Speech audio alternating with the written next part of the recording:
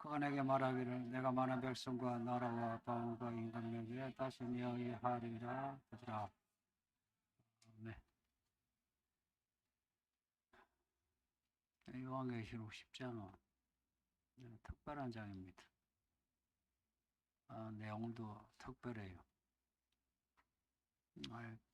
특별한데 기록이 안 돼 있어. 내용이. 그 작은 두루마리라고 나오는데 7인의 봉인된 두루마리는 내용이 기록이 되어 있죠.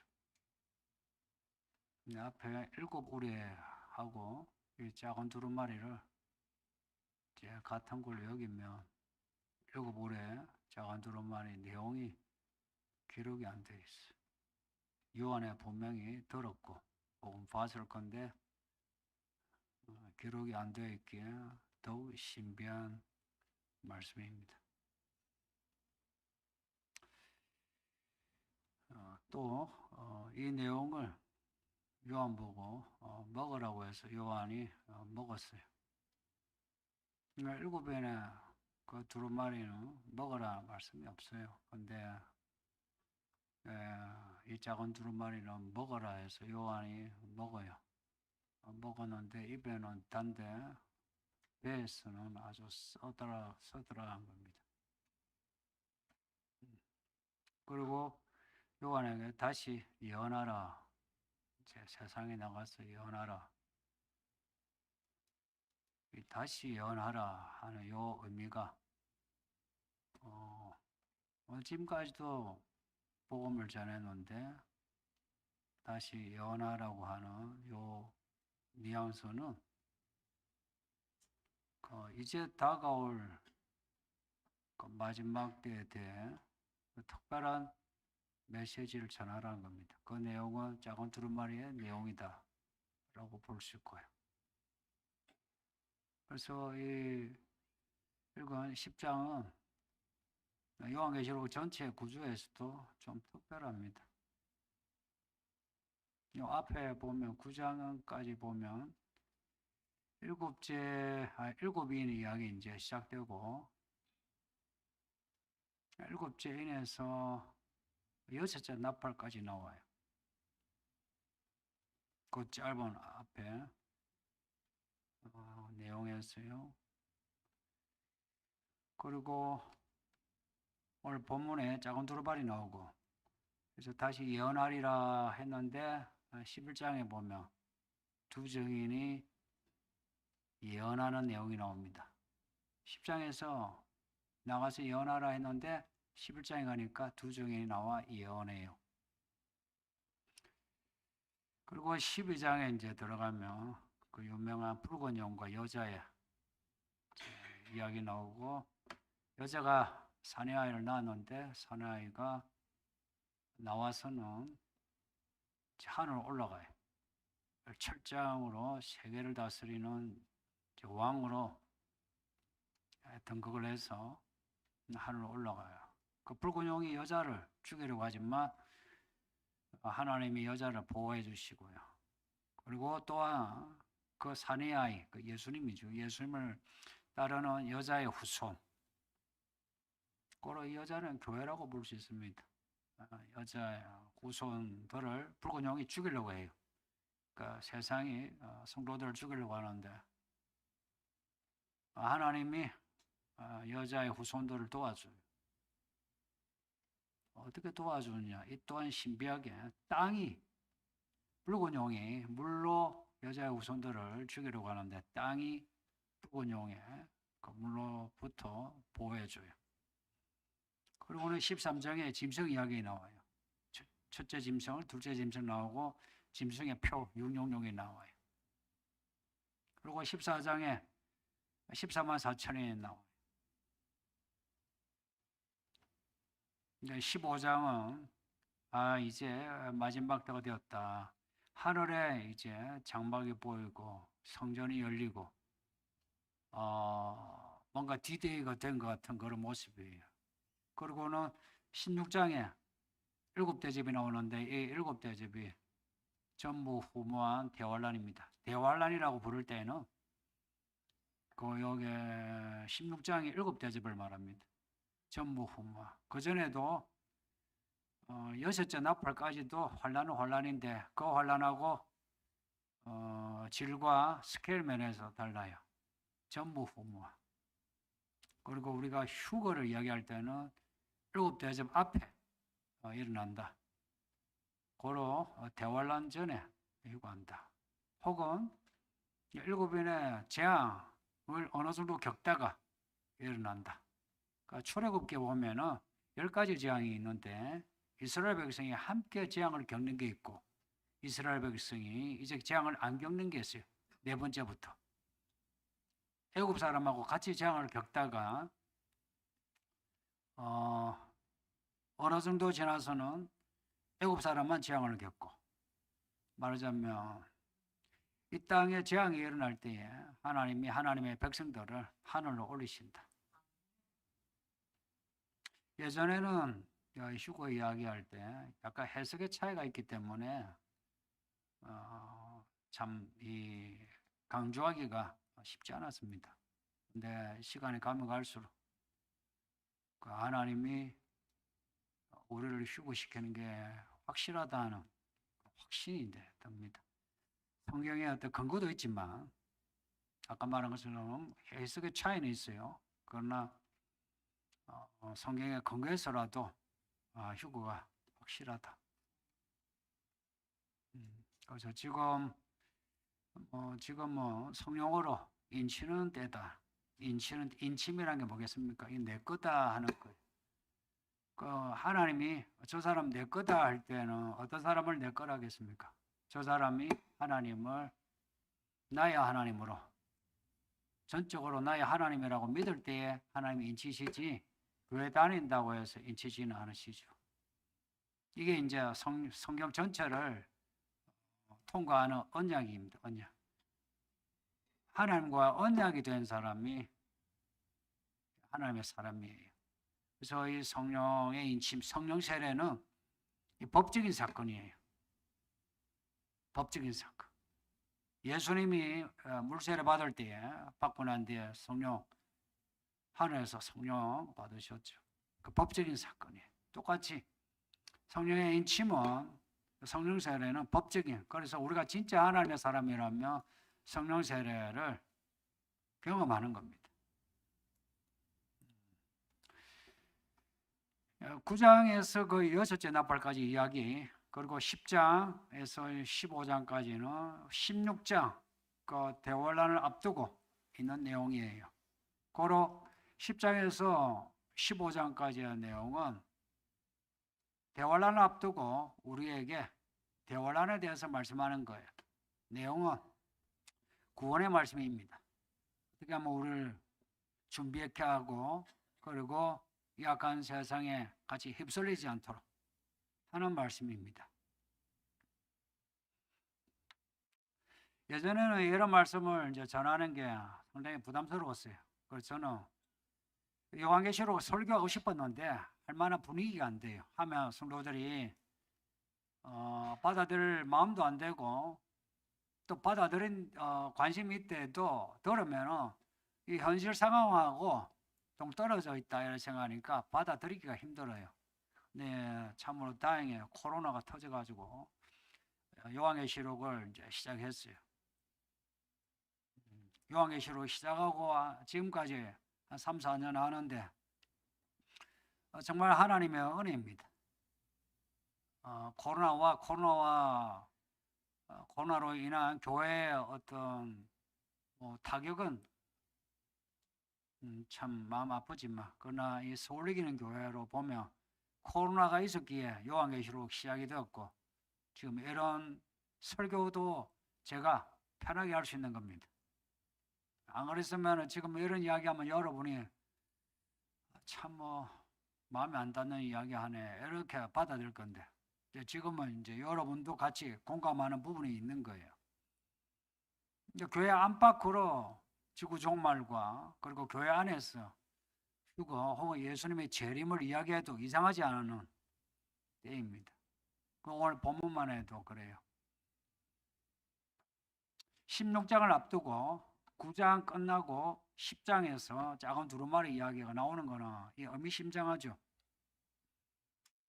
이거는 16장의 대환란을 앞두고 우리에게 작은 두루마리를 우리에게 성경에 기록이 안 되어 있는 작은 두루마리예요.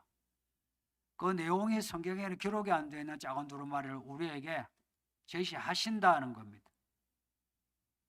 특별히 성령이 우리에게 예언하시는 성경 말씀을 근거하지만 여기 어긋나는 거 아니지만 이 시대에 우리에게 이 마지막 때를 위한 하나님의 특별한 메시지를 우리에게 주신다 하는 겁니다. 그래서 이 10장은 오늘 이 시대 우리에게는 정말 적절한 말씀입니다. 우리에게는 이게 100년, 200년 전 같으면은 무슨 말씀이지 하고 난감할 건데 지금은 그렇지는 않아요. 그래서 이 10장에 나오는 작은 두루마리 혹은 7 우레의 소리, 이 내용이 요한에게 보여주고 들려졌는데 기록이 안 됐단 말이죠. 근데 이제 대환란을 앞둔 때에는 이 작은 두루마리 7 우레의 내용이 우리에게는 요한이 받고 들었던 것처럼 우리에게 들리고 보게 될 거라는 겁니다. 내가 이 하는 말이 여러분 이해가 되시는지 이해를 하셨으면 해요. 이해가 되었으면 해요. 우리 하나님은 경륜의 하나님이십니다. 경륜의 이야기의 흐름을 되게 중시해요. 하나님이시라고 자의로 이랬다 저랬다 하시는 분이 아니고 말씀을 하셨으면 말씀을 따라 하세요. 그래서 예언이 중요해요. 그리고 그 예언을 성취하는 하나님의 경륜의 방법론은 우리가 생각하는 것보다 훨씬 깊이가 있다. 많은 퍼즐이 있다 이 말입니다. 많은 퍼즐이 있어. 그것을 맞출 수 있는 분은 하나님밖에 없어요. 그래서 우리가 그 퍼즐 속에 지금 살고 있는데 고로 우리가 또한 이 퍼즐을 맞춰가야 하는데 어떻게 그걸 알 수 있느냐 하면 성령의 지혜입니다. 그래서 성령을 받으셔야 해요. 성령 충만을 그래서 강조하는 거예요. 그 성령 충만, 성령을 받는 거 어디에서 시작하냐? 이 디모데 후서에 하나님의 감동으로 된 이 말씀에서 시작하는 겁니다. 만일 지금의 이 시대에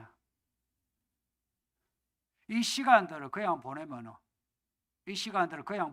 나중에 영원히 이를 갈며 슬피 울 겁니다. 어제도 예수님이 안 오셨고 1년 전에도 안 오셨죠. 100년 전에도 안 오셨고 온다 했는데 2000년 동안 안 오셨어요. 마치 양치기 거짓말처럼 안 오신 것 같죠. 근데 예수님은 계속해서 속히 오신대요. 속히라 부사를 넣었어요. 속히 오신다고. 1장에도 속히, 마지막 22장에도 속히. 아니 2000년간 오시지 않았는데 속히. 그래서 진짜 믿음은 성경의 언어를 따라가는 거예요. 속히. 예수님이 언제 오시노 물으면 곧 오신다라고 해야 합니다. 저는 정말 곧 오신다고 합니다. 지금 우리가 해야 할 일은 특히나 객관적으로 일어나는 사건들을 보면 이 계절에 기온이 올라가고 땅이 녹고 저 들판에 싹이 나는 거 보면 봄이다 싶죠. 한겨울에도 이 온도는 가끔씩 있었어요. 그렇다고 해서 봄이라 하진 않죠. 그러나 일어나는 징조들을 보면 이걸 완전한 봄이 이제 되는구나. 이번 주간에 영하로 내려가더라도 예전에 그 영하 날씨하고는 다르다는 겁니다. 똑같이 이 시대에 일어나는 일들을 보면 예수님은 오실 때라는 그 디데이가 이제 가깝다는 겁니다. 이때 중시할 것은 말씀을 따라 사는 겁니다. 이 말씀을 따라 사는 거예요. 혼자서 읽고 혼자서 들어 풍을 가지고 말씀을 따라 살려고 해서는 절대 못 삽니다. 제가 예전에 청년 때 그랬어요. 저 성경은 많이 읽었었어요. 책도 많이 읽었고 그리고 청년들을 가르쳤어요. 그러나 교회 안에서 교회 생활하면서 내가 말씀 읽고 말씀을 배우지 않으면 그 모든 게 있는 것 같아는 없어요. 그래서 저는 교회로 들어가면서 처음으로 제가 교회에 들어가서 교회 생활을 했어요. 그 후로 이제 지금까지 계속이 되었거든요. 제가 배운 게 교회입니다. 제가 교회 목사 아들이고 장로 아들이었으면 원래 어릴 때부터 습성이 되어서 그렇게 했다 싶지만 저는 항상 아웃사이더였어요. 아웃사이더였는데 교회가 뭔지를 알고 나니까 교회가 마음에 들고 안 들고 이거는 문제가 아니었어요. 그 목사님이 설교 잘하고 안 하고 이것도 문제가 아니었고 야간 교회로 들어가는 걸 배웠고 그리고 목사님이 말씀하시는 거 다 들었어요. 다 들었어요. 그냥 다 들었어요. 기초 공부부터.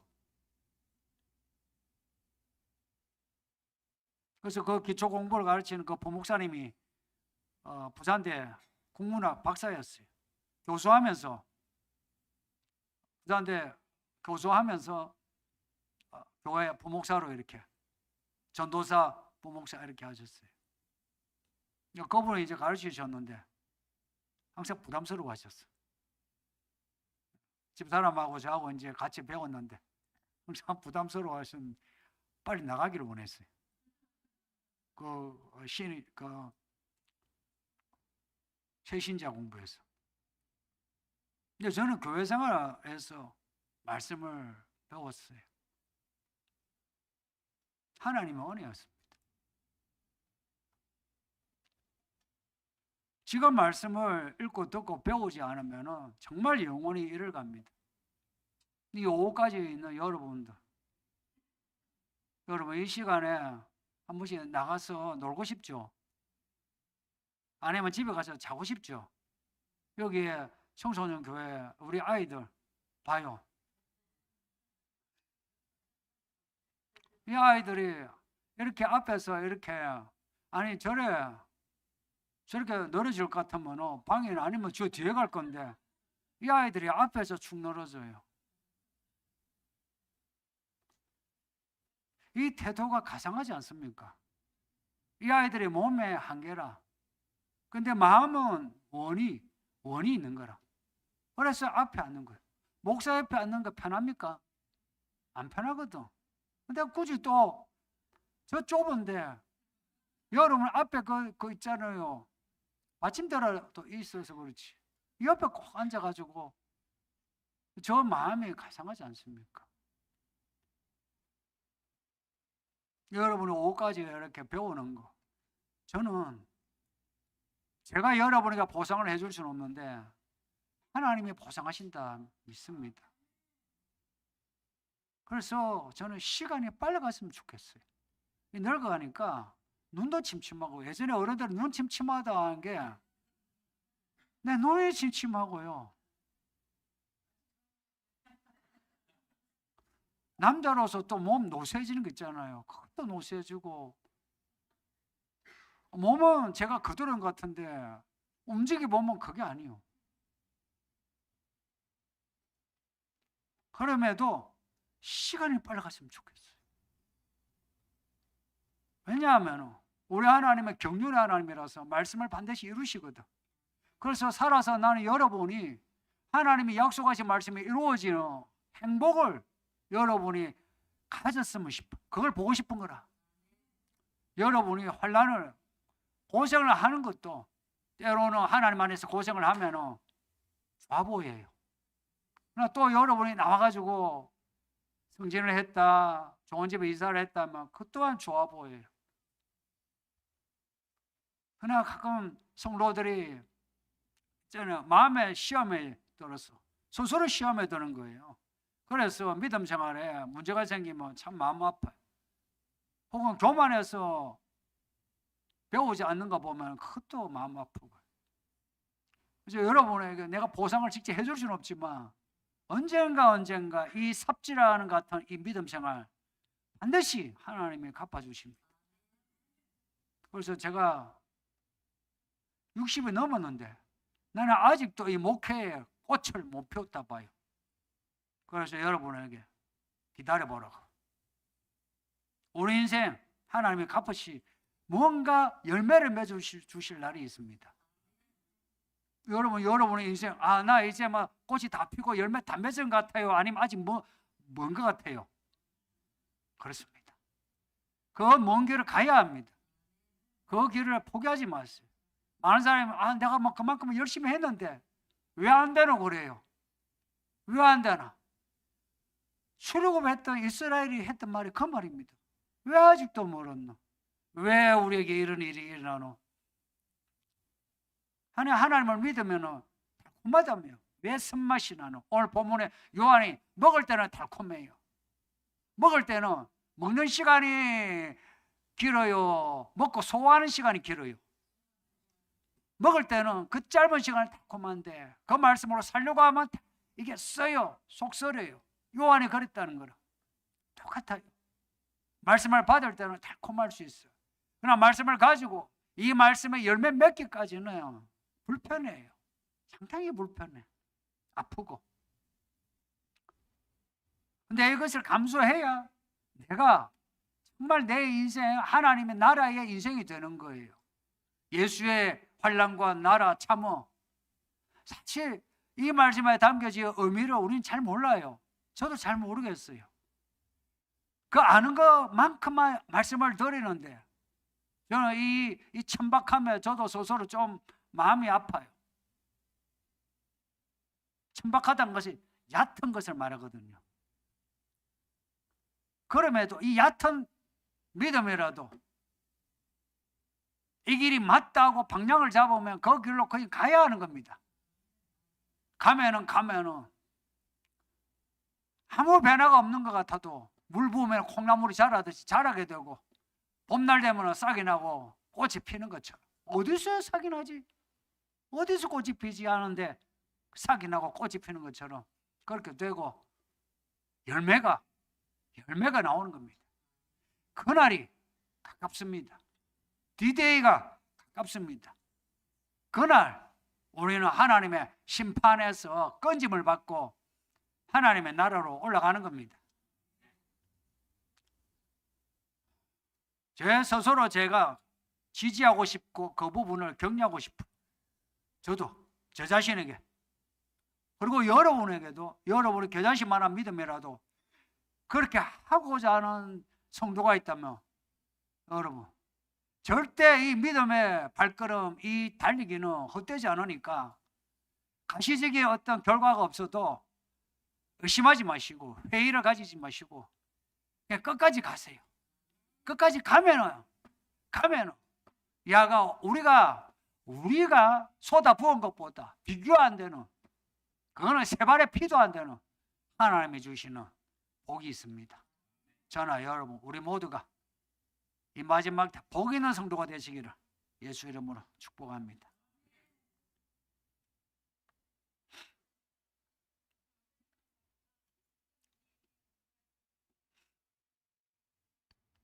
그럼 지금 우리가 알아야 하는 작은 두루마리의 내용은 무엇이라고 생각하는지요? 왜 작은 두루마리는 기록하지 못하게 했는지 그 이유와 관련해서 말씀해 주세요. 예수님이 종말에 대해서 말씀하신 게 징조를 보라고 했어요. 징조를. 보험서와 요한의 시록은 마지막 때에 대한 전체적인 계과를 적어놨습니다. 전체적인 계과를. 이 전체적인 계과는 어떤 특정 사건을 성경의 어떤 구절과 1대1로 적용을 해서 해석할 수 없다 이야기입니다. 가끔은 일어나는 사건을 성경의 어떤 구절과 연계해가지고 이 구절은 이 사건이라고 말을 하는 분이 있는데 지나고 나면 거의 다 틀렸어요. 오버한 거라. 성경의 이야기는 우리로 하여금 계절을 읽게 하는 말씀입니다. 계절은 징조라 말은 절개라 말하고 단어가 히브리어가 호환돼요. 이때라 말이에요. 봄날 우수 경칩이 이러죠, 그죠? 아, 이제 겨울이가 나오구나. 이제 싹이 나오는구나. 그 징조를 알려주는 거예요. 그러나 7우레와 작은 두루마리의 그 위치를 보면 아까 말씀을 드렸지만 그 7대 마지막 그 대환란을 앞두고 우루아이가 붉은 용과 여자의 그리고 짐승의 이야기 14만 4천의 이 이야기들을 통해서 이 마지막 때 이 시대에 하나님이 일으키시는 사건을 하나하나 개별적으로 볼 수 있고 그 사건을 통해서 우리가 어떤 해석을 하고 어떻게 준비를 해야 하는가를 가르쳐 주는 게 7우레요 작은 두루마리의 내용이라고 봐요. 그래서 이거는 우리 각자가 성경을 읽고 기도를 하고 해서 성령 충만하여 성령의 인침을 받아 우리가 이 시대에 각자가 이 시대의 해석자가 되어야 한다는 메시지를 저는 느껴요. 이거는 목사만 아니라 여러분도 보세요. 유럽의 동양, 러시아, 우크라이나 동양, 그리고 중국 동북아 동양, 미국의 동양. 저 미국의 한 대통령이 지금 바뀌니까 어때요? 세계가 진동을 해요. 이런 동양들에 대해서 목사가 하는 말을 그대로 의지해가지고 들을 게 아니고 우리 각자가 성경을 읽고 기도를 해서 우리 각자가 우리 하나님이 말씀하시는 그 하나님이 한 분이시니까 그 하나님이 우리에게 말씀하는 메시지는 동일해요. 각자가 그리스도 안에서 성령 안에서 주시는 메시지를 받아야 돼요. 그 신호등이 되는 게 목사의 가르침일 수 있는데 목사의 가르침을 떠나서라도 여러분이 성경 읽고 기도하고 해서 성령의 특별히 가르쳐 주시는 지혜를 배워야 됩니다. 나는 이게 7우레요 기록되지 않은 7우레요 작은 두루마리의 내용이라고 봐요.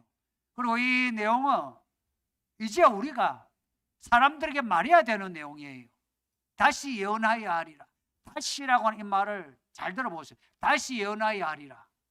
이게 이 말씀은 그 전에 시간적으로 볼 때 그 전에 우리가 전해하는 복음과 같은 맥락이 있지만 구체적인 내용은 그 전에 복음의 내용하고는 좀 다르다 이야기입니다. 이제는 우리의 이 시대의 상황이 있죠.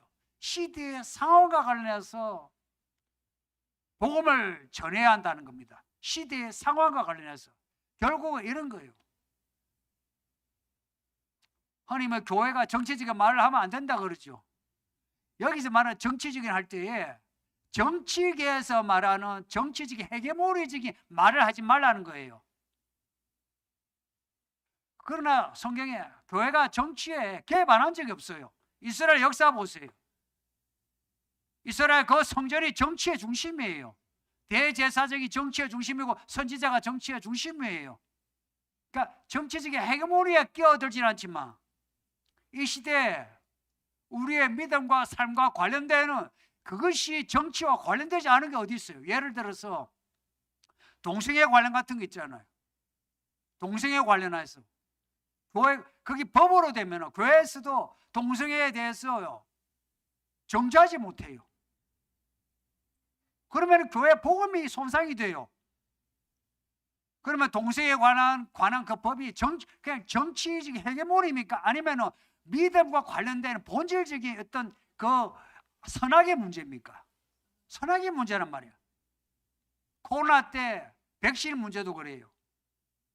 통제와 백신의 문제도 그것이 교회의 믿음과 삶에 관련이 될 때는 그것에 대해서 교회는 그 정책에 대해서 논할 수 있는 겁니다. 지나고 나니까 다 뭐라고 해요? 백신 안 맞은 사람이 위너라고 하죠. 그죠? 다 그러잖아. 그때는 백신 안 맞은 사람 얼마나 불이익을 받았습니까? 그렇죠. 여러분 중에도 많은 불이익을 받았어요. 지나고 나니까 어때요? 그러니까 그 당시에 있으면은 그런 통찰력이 안 나오는데, 그러나 우리가 읽고 있는 이 성경과 성령은 우리의 컨텍스트 속에서, 상황 속에서 어떻게 해야 될지를 가르쳐 주시는 겁니다. 정말 나는 이 말씀이 우리의 길이 된다고 믿어요. 그래서 이 성경을 읽고 기도를 할 때 우리 하여금 이런 거예요. 어떤 경우에는 논리적으로 결론을 내줘요. 어떤 거는 직관적으로 우리에게 결론을 내줘요. 어떤 경로든지 성경이 우리에게 주시는 그 결론을 우리는 받아들이면 돼요. 그러면 그것을 따르면 되는 거예요. 그리고 이 시대에는 아시는 것처럼 모든 세계가 연동이 되어 있어요. 예전에는 개별적이었어요. 러시아에서 무슨 일이 일어나도 상관없어요. 그런데 지금은 연관이 있어. 작은 두루마리 읽고 우리의 이 내용이라면 이 마지막 때에 일어나는 세계적인 사건만 아니라 교회와 관련해서 일어나는 교회 관련의 사건들에 대해서 우리에게 많은 통찰력을 줘요. 말하자면 이 시대의 마지막 때에 나팔 소리 같은 말씀이란 겁니다. 나팔 소리, 신호등이 신호등. 그래서 이 작은 두루마리의 내용이 뭔지는 몰라도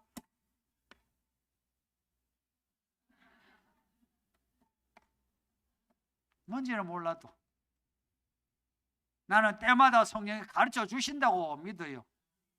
가르쳐 주시는 것 같아. 자주 가르쳐 주시는 것 같아. 그걸 여러분하고 공감하고 싶은데, 공감하려면 여러분이 원하는 건 뭐예요? 논리거든. 아니면 어떤 사건이거든. 그래서 이 교회는 공부를 해야 돼요. 공부를 해야 돼요. 예를 들어서 제가 환상을 받았습니다. 하나님 음성을 들었습니다만 여러분 중에는 별로 실감을 못한 사람이 있어. 그러나 논리적으로, 물론 이 논리도 성경의 논리라고 하는 좀 바깥에 말하는 그 논리하고는 다르죠. 그 논리하고는 다르지만 그래도 우리가 가지고 있는 논리에서 결론이 도출된다면, 그러면 더 많은 성도들이 이 결론에 같이 공감하는 거예요. 그러면 같은 길로 갈 수 있는 거라. 저는 지금도 그렇게 하고 앞으로도 그렇게 하려고 그래요. 그래서 이걸 2000년 전에 그때는 기록하지 않아도 되는 거예요. 솔직히 말해 기록하지 않아도 되는 거예요. 이 시대에 우리에게 가르쳐 주신다는 이야기입니다. 그래서 여러분 기도하는 여러분들에게는 하나님이 가르쳐 주세요. 여기 성도들, 우리 아이들도요, 이 교회에서 누가 기도하고 있는지 이 아이들이 한 번씩 와서 이야기해요. 이런 거예요. 하나님이 이제는 예수님이 이제 우리를 부르실 날이 왔는데 근데 사람들이 다 모르고 그냥 웅성한 거예요. 평소 때처럼. 근데 이 타이밍이 왔다 해서 뭔가가 일어날 뭔가가 조짐이 있는데, 그런데 다들 기도하지 않고 막 먹고 마시고 한단 말이에요. 그런데 교회 안에 들어와 보니까 누군가가 기도하고 있는 거라. 이분 저분 기도하는데 소수의 사람만 기도하는 거라. 그죠? 누구냐 하니까 아이들이 이야기해요.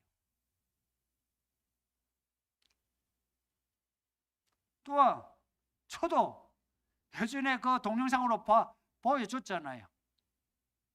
그게 일반 UFO가 아니고 정말로 그걸 확대하니까 천사들이 날개를 팔랑팔랑 하면서 둘이 셋이서 춤을 추면서 날아다니는. 원래 저는 그런 것을 사실은 별로 신뢰하지도 않고 있잖아요. 그걸 원하지도 않았어요. 그런데 이렇게 보여주시는 이유가 뭘까요? 보여주시는 이유가 갑자기 하늘이 환해지더만, 이 밤이 이제 깊어가려고 하는 때에 하늘이 환해지고 옥상이 그냥 빛이 비춰진 것처럼 환해지더만은, 저 하늘에서 처음에는 며칠 있어. 그 다음에는 뭐 20-30의 천사들이 왔다리 갔다리 확대를 하니까 진짜 천사가 팔랑거리는 날개가. 그렇게 하신 이유가 뭘까 하는 겁니다. 그렇게 보여달라고도 하자 그 원하지도 않은 사람에게 보여주신 이유가 뭘까요? 성도님들, 때가 되었다는 겁니다. 그 때를 어떻게 하느냐? 철저하게 성경을 읽어야 되고, 그리고 기도를 하셔야 돼요. 그러면 이 마지막 때 우리가 각자에게 가르쳐 주신다고 봅니다. 그러니 일상생활하면서 너무 자기의 삶의 문제에 너무 매몰되지 마세요. 너무 매몰되지 마세요. 그거 지나갑니다. 그랬잖아요. 뭐 그냥 우리가 솔로몬 이야기에서 솔로몬 그랬다 하잖아요. 이거는 성경에 없는 말인데 다 지나간다는 겁니다. 야, 그래 고통스러우냐? 그거 다 지나간다는 겁니다. 그 말이 참 지혜로운 말이에요. 지나가요. 그리고 지나갈 것 같으면 우리가 우리의 인생의 길을 바로 잡아야 되는 겁니다. 지금 잡아야 돼요. 삽질하듯이 하는 거, 나는 이것이 가장 똑똑한 사람의 믿음이라고 봐요. 그냥 순간순간에 뭔가 반짝이는 이것만 찾고자 하는 사람은 나는 끝까지 못 간다 생각합니다. 끝까지 가자는 거예요. 결론. 감동이란 말이 어렵습니다. 우리가 경험할 수 있는 성령의 감동이 있다면 어떤 것이 있나요? 오늘 설교를 오전에 했고요, 오후에 했고요, 지금 2번을 했거든요. 오늘 설교를 듣는데 아이 무슨 말인지 하나도 모르겠다. 아이 목사님 또 우리 보고 뭐라 했었네. 아이 듣기 싫어. 이런 마음이 있고요. 또 한쪽으로는 처음에는 약간 뭐 피곤해서 이러다가 귀를 열고 들리면서 내 믿음 이렇게 해서 안 되겠네. 내가 저 본문과 설교 내용 내가 한번 믿어봐야 되겠네 하고 마음에서 아멘 하고 이렇게 되는 경우 있어요. 혹시 여러분 중에 전자 말고 후자의 경우가 있습니까? 예, 그 후자의 경우가 성령의 감동입니다. 아주 작지만요, 성령은 있잖아요. 우리가 그 아이들이 엄마 아버지 그 존재를 스스로 인지하기까지는 좀 시간 걸려요. 적어도 6, 7년 걸려요. 그렇다고 해서 그 전에 그는 아버지 아빠 엄마가 없느냐? 있죠, 그죠? 성령이 없이는 우리가 여기 올 수가 없어요. 성령이 없이는. 그러나 제가 말하는 성령의 인침이라는 거는 이제는 내가 성령을 지각하는 거예요. 계시구나. 나한테 말하네. 들리네. 이해가 되네. 공감이 되네. 하는 겁니다.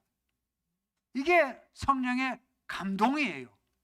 그리고 제가 말씀드린 성령의 감동의 그 본론은 뭐냐면은, 내가 이제 내 인생을 걸고 내 아버지 하나님 내가 믿고 예수님 말씀을 따라서 내가 살리라 하고서 내가 결심하고 그리고 그 결심과 함께 하나님이 그래 너가 내 사람이다, 너는 내 아들 딸이다, 그래 내가 너와 함께하마, 내가 너를 인도하마, 내가 너에게 주 약속을 이루마 하고 하나님이 약속을 하시는 그것을 우리가 느끼고서 하나님이 진짜 내게 나의 하나님이시구나 하고 감동을 하는, 그게 성령 사건의 핵심입니다.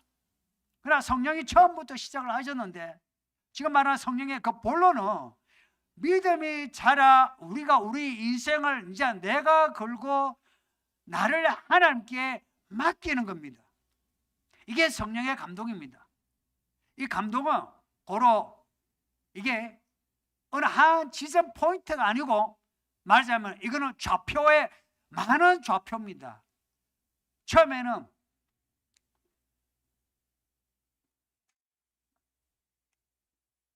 우리가 학교에서 배운 그래프를 보면은 이렇게 있습니다. 이는 플러스예요.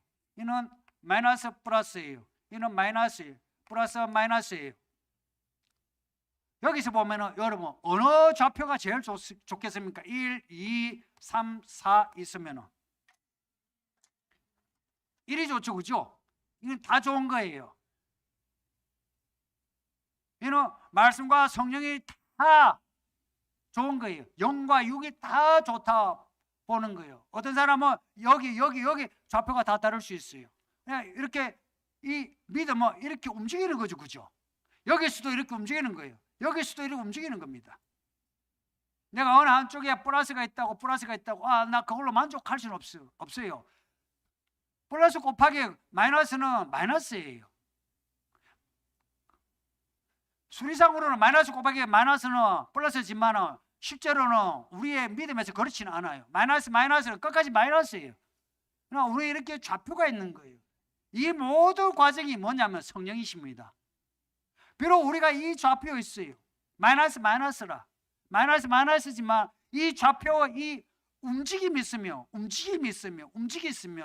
이 움직임은 뭐냐면 이게 활력이라. 이번에 성경에는 활력으로 번역이 됐고 예전에는 운동력이라 했어요.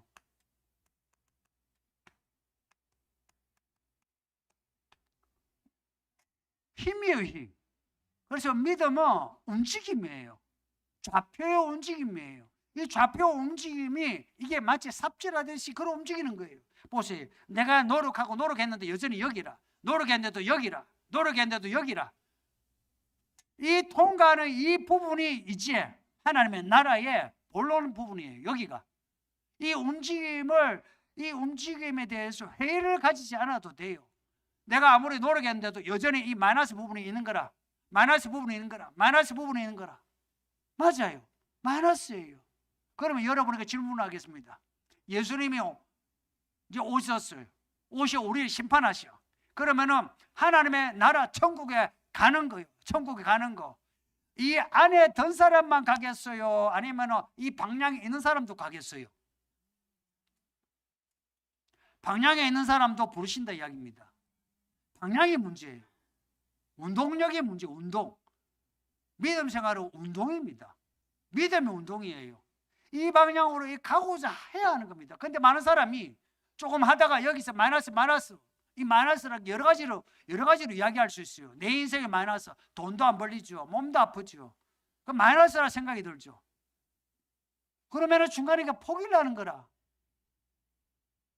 요한이 고백한 것처럼 예수의 그 환난과 나라 참음에 동참했다 그러죠. 어떻게 동참했겠어요?